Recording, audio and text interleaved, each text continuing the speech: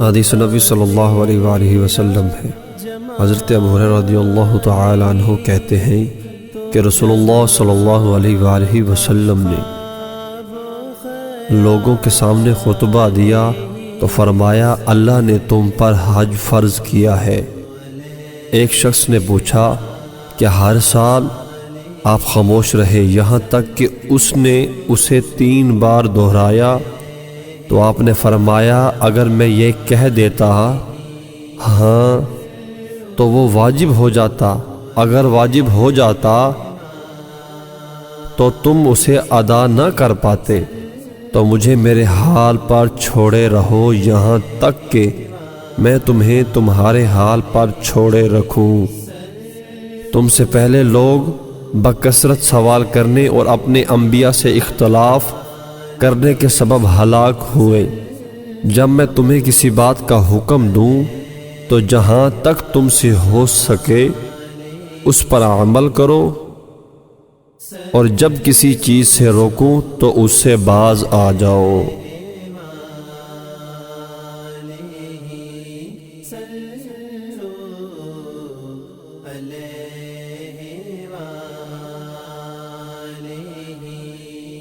جو نہ ہوتا تیرا جمال ہی تو جہاں تھا خواب و خیال ہی۔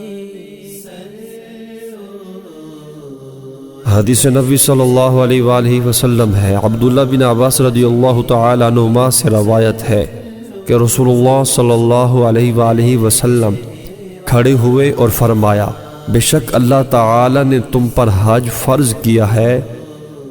تو اقرع بن حابس تمیمی رضی اللہ تعالی عنہ نے پوچھا، ہر سال اللہ کے رسول آپ خاموش رہے، پھر آپ نے بعد میں فرمایا اگر میں ہاں کہہ دیتا تو ہر سال حج فرض ہو جاتا، پھر نہ تم سنتے اور نہ اطاعت کرتے، لیکن حج ایک بار ہی ہے۔